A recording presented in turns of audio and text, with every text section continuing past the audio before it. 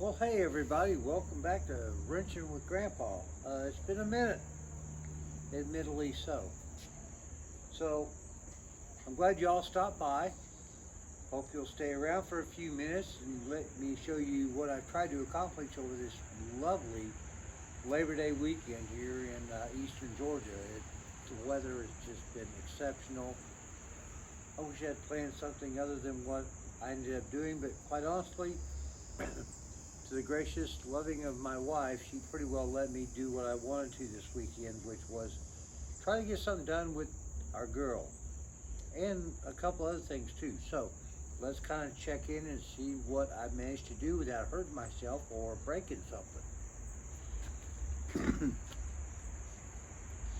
First thing I want to show you is my daily driver, because she got some loving this weekend as well. Let's see if we can zoom back here a little bit. We did a plastic refresh restoration on all the plastic parts. So she's, of course we did a wheel restoration last week, but pretty. And if you come around the back here, see all these plastic pieces all look like brand new. They're all the right color. I did miss that spot. I gotta do that spot tonight before I go down. So I meant to do it before, but I got tied up. I need to wash my hands. But there she is. Looks pretty good. You know, for a 2005, you know, she's 20 years old. 206,000 miles. So gets around 21, 22 miles to a gallon. And yeah, she's got gremlins, but you know, nothing serious. Things I can easily deal with clearing the codes on an OBD scanner. So, there you are. Still on jack stands, but hopefully for not too much longer. Hallelujah. Wouldn't that be wonderful? Well, I'm trying to get there, guys. I really am. Today I had to actually do some shop reorganization, get rid of some junk and trash, and just try to clean and sweep up a little bit. Not that you all care, because you probably won't see it, but I get tired of dealing with it. Got the battery on the tender here because I thought, well, maybe if all goes well, maybe here in a little bit we try to fire up and, you know, give her a little bit of time to circulate some lubricants, because she hadn't been fired up in a while. But that's not the focus of tonight, although it's always fun. Part of the focus is where I am finally getting to with this dang gone front suspension. Well, here we are. This side's done. I'm ready to hang the wheel and tire on this side. The brake line, although it's not real pretty, it is run, it's attached to the block. So we're ready to bleed the back brakes. We're ready to bleed the brake on this side.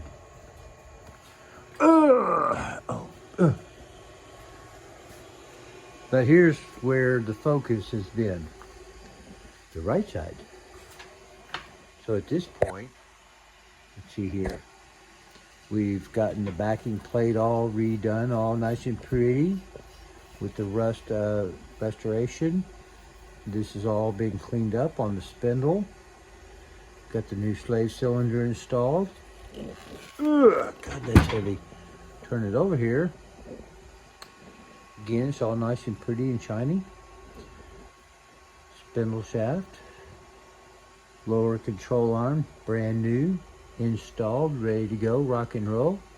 So that's ready to go. Now, something that, again, it goes back to, you know, don't take it apart until you got everything ready so you can put it back together at the same time so you remember how everything goes together. Well, with restoration work, you take all this stuff apart, you pile up the parts over here and the screws and the nuts and bolts and stuff, and you hope that you don't develop dementia or Alzheimer's like I'm beginning to wonder if I have, because you put stuff away or put it where you think you're going to know where it's at, and you come back to use it and it's gone. I have a bag full of brake clips to clip the hoses into the body mounts to keep them, tight. It's disappeared. I have looked. That was part of why I started cleaning up the shop. I looked in all my drawers, all my little cubby places, and everywhere, and I can't find those clips. At this point, I only need one, but I have a bag had 3 or 4 of them in it, and it's gone. I'll bet the damn squirrels took them. But here's the thing I did want to bring up to you. When you're doing I don't know, earlier or later model, but with the 66, if you're, staying original, this is a 10-inch drum and brake pad, and everybody's, well, why don't you do disc? Well, honestly, guys, I'm on a budget, and honestly, there's no reason for me to do a disc. Now, if I was dropping a 340, 360 or something like that in the engine bay, in a 727 transmission going to an 8 3/4 rear end, yeah. But honestly, think about it. She's a driver.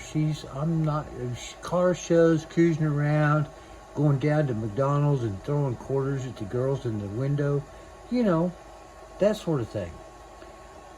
So, I mean, hey, NASCAR run drums and brake shoes until 1970. They were driving a lot faster at that time than I'm ever going to drive this car. So, I don't have a problem with it. So, I'll rest my case with that. But, the whole point is, when you're putting in new, brake lines, here's the trick. This mounts into the back of your slave. This mounts up into the body mount inside your wheel well. Well, if you don't know it, you've got to put this in first. From the top, you work all this down through the hole in that bracket and work it down so that this ring is sitting on top of that flange. Now, this one has the clip, but it's not in the proper place. It is actually supposed to be up here in this top groove here. And that's what holds it down from the top. Then you use the clip, and it's supposed to go in this groove. Now, you got to get this into the top, so this is on the flange before you hook this up, because if you hook this up, then you're not going to make this work unless you do a lot more than you need to. So, down through the branch first, make sure your clip's on the right place up here, and then your locking, which kind of looks like a horseshoe clip. Like I said, I had a bag of them, and I don't have one to show you because I've got to find some more. Ugh. But anyway, that's my tech tip of the week. If you're doing these kind of brake hose assemblies, they're a pain in the ass. So, anyway, we've done that. You've seen where I'm at. Final installation of the torsion bar. The lower control arm is all bolted in. All that's done. Got to do the upper control arm. Put the shock absorber in. That'd be an idea. The brake line running from the block to that side originally was on the back of the firewall. I'm still debating, trying to figure out how to make that work, because basically I'm going to have to pull everything off the firewall to get it to go where it needs to. Inline Tubes, who I got my new brake line kit from, their diagram suggests doing something from under, kind of going along the back side of the engine cross member, or whatever you want to call that, that's there. I'm looking for something I can deal with. So that's an experiment, because that's the line right there. Do over there. Oh, look, I've got a full set of original Valiant hubcaps. Yeah, I've got some stuff. Guys, I hope you're enjoying this. I hope you'll consider subscribing, liking, commenting. Please comment. Now, let's see if we can get this thing to start, because I don't know. It could be a go. It could be a no-go. Let me see if we can set you up here someplace. For the most dramatic effect. Yeah. Sure, dramatic. Wish I had some of that fancy camera equipment and editing stuff, or a video crew to shoot for me, but you know, I don't.